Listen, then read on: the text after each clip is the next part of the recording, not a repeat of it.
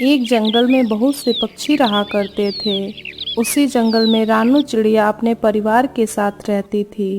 वह सभी लोग हंसी खुशी अपना जीवन बसर कर रहे थे, क्योंकि उस जंगल के बाहर के पक्षियों का आना जाना था। यहीं यह लोग बाहर नहीं जा सकते थे, क्योंकि इनके जंगल के भी कुछ नियम नहीं थे। एक दिन की बात है, रानू चिड़िया जंगल में भोजन लेने के लिए निकलती है। तभी रास्ते में उसे मिंकी चिड़िया मिल जाती है। रानू, तुम्हें पता है बगल के जंगल में बाढ़ आ गई है। क्या बाढ़ आ गई है? ये कब हुआ? मुझे तो पता ही नहीं चला। अरे यह कुछ ही दिन की बात है। हमारे जंगल के पक्षियों ने इन्होंने पनाह नहीं दी थी। वैसे यह तो गलत किया हमारे जंगल के पक्षियों ने। हाँ, ये तो सरासर गलत किया। हमें मुसीबत में एक दूसरे के साथ हमेशा खड़ा रहना चाहिए था। इसके बाद वह दोनों जंगल की ओर भोजन लेने के लिए चले जाते हैं। रानू चिड़िया के मन में आता है कि क्यों न बगल वाले जंगल में जाकर देखें कि वहाँ कैसी हालत है। दोनों चिड़िया बगल के जंगल में जाते हैं। वहाँ जाकर देखा तो चारों तरफ पानी ही पानी था। बहुत सी चिड़िया बेघर हुए पेड़ की डाल पर बैठे हुए थे। बहुत सी चिड़िया मारे भी गए थे। यह सब देखकर इन दोनों चिड़ियों को बहुत दुख हुआ और उसने मिंकी चिड़िया से कहा, हमारे जंगल के पक्षी कितने बुरे हैं जो इनको सहारा नहीं दिया। अगर कल को हम किसी मुसीबत में फंसते हैं तो हमें कौन सहारा देगा? अपनी सही कहा बहन, कल को हमारे साथ कुछ अनहोनी हो गई तो हमें कौन सहारा देगा? पर हम अब कर भी क्या सकते हैं? वह दोनों फिर से अपने जंगल लौट आते हैं। धीरे धीरे रात गहरी हुई। टोनी चिड़िया अपने घोंसले में आराम से सो रही थी। तभी अचानक उसे ऐसा लगा कि वह बाढ़ में फंस गई हो। चारों तरफ पानी ही पानी हो। यह देखकर वह डर जाती है और वह जोर जोर से चिल्लाने लगती है, अरे नहीं, भागो यहाँ से भागो, बाढ़ आ गई। क्या हुआ? तुम क्यों चिल्ला रही हो? और कहाँ बाढ़ आ गई? जब लाडो चिड़िया की आंख खोली तो उसने देखा कि अरे वो तो सपना देख रही थी और उसने अपने पति से कहा, अरे मैंने अभी एक बहुत भयानक सपना देखा, इसीलिए चिल्ला रही थी। अरे तुम सपने में चिल्लाती हो? वे सपने कभी सच होते हैं क्या? पर मुझे बहुत ज्यादा डर लग रहा है। मैंने बाढ़ देखी है। अरे कुछ नहीं होगा, तुम आराम से सो जाओ। अगली सुबह सब बहुत खुश थे, पर रानू चिड़िया के दिमाग में रात वाला सपना घूम रहा था। अरे क्या हुआ? तुम किन ख्यालों में खोई हुई हो? कुछ नहीं, बस सपनों के बारे में सोच रही थी। अरे कैसा सपना, मुझे भी बताओ। कल रात मैंने अपने सपनों में देखा कि जंगल में बाढ़ आ गई है। चारों तरफ पानी ही पानी है। पूरा जंगल पानी में डूब गया है। बस इसी के बारे में सोच रही थी। क्या ये तो बहुत बुरा ही सपना है। यह सपना तुमने सुबह के समय तो नहीं देखा? हाँ, सुबह ही देखा था, तभी से इसी के बारे में सोच रही हूँ मैं। यह तो किसी मुसीबत का संकेत है। हम लोग को संभल कर रहना चाहिए, क्योंकि पड़ोस के जंगल में तो बाढ़ आ ही चुकी है। हाँ, मुझे पता लगा है, और यह भी पता लगा है कि तुम लोगों ने उन लोगों की मदद नहीं की। हाँ, हमें पता है कि हमसे बहुत बड़ी गलती हो गई है, पर यदि हम उन्हें जंगल में पनाह देते तो फिर हम लोग कहाँ रहते? वैसे भी हमारा जंगल इतना बड़ा तो है नहीं। इसके बाद मोनू कबूतर वहाँ से चला जाता है। इसके बाद रानू चिड़िया घर आ जाती है। समय तेजी से गुजर रहा था। मौसम हरा भरा था और बारिश के मौसम शुरू हो चुके थे। जंगल के सभी पक्षियों ने अपने रहने और खाने का इंतजाम पहले ही कर लिया था, क्योंकि उन्हें पहले से ही पता है बारिश में वह लोग आ जा नहीं पाते हैं। पर इस बार बारिश का कहर बहुत भयानक था।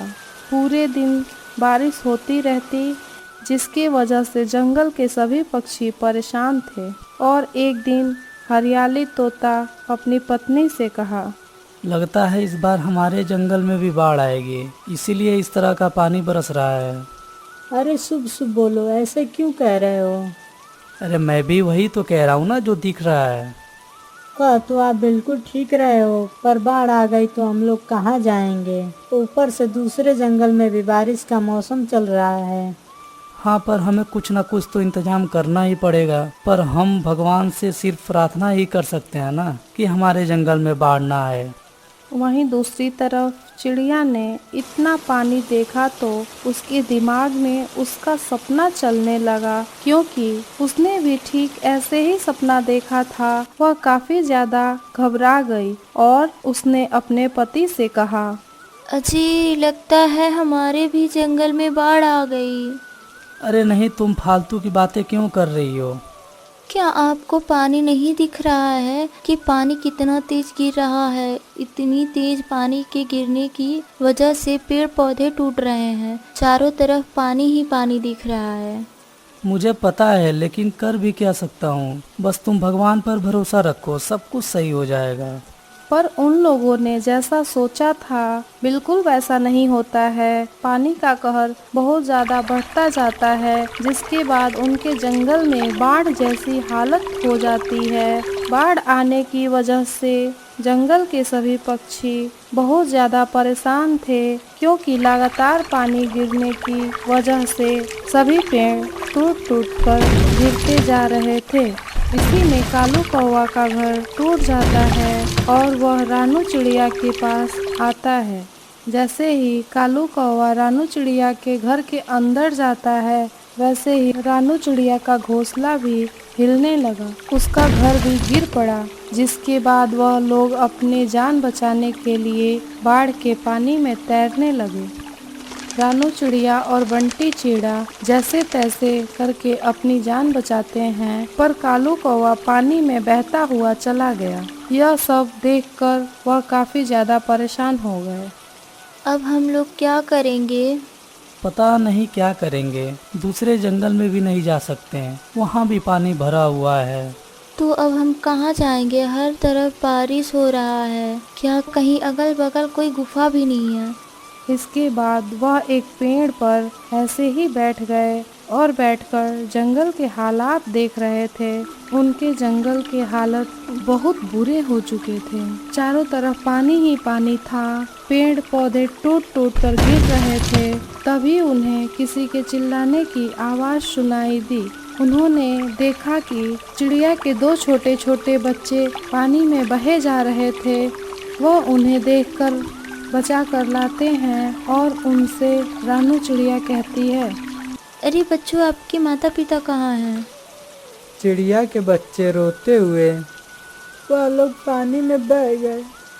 यह सब सुनकर उन्हें काफी दुख हुआ। इसके बाद वह लोग उन बच्चों को लेकर जंगल से बाहर आ गए और गांव की तरफ निकल पड़े। गांव में भले ही पानी बरस रहा था, पर उन्हें रहने के लिए घर मिल गया। जंगल के सभी पक्षी गांव की तरफ भागने लगे। गांव के लोगों ने भी उन्हें कुछ नहीं कहा, क्योंकि उन्हें जंगल के हालात पता थे। लगभग 1 महीने के बाद बारिश बंद हो जाती है और खूब तेज धूप निकलती है, जिससे जंगल में पानी धीरे धीरे सूख जाता है। जब पूरी तरह पानी सूख गया तो सभी पक्षी जंगल की तरफ लौट गए। जब उन्होंने जंगल के हालात देखे, तब रानू चिड़िया ने कहा, बाढ़ ने हमारा जंगल पूरी तरह बर्बाद कर दिया है। हमें फिर से दोबारा घर बनाना पड़ेगा। हाँ, हम दोबारा मिलकर इस जंगल को हरा भरा करेंगे। इसके बाद वह सब अपने अपने नए घर बनाकर रहने लगते हैं।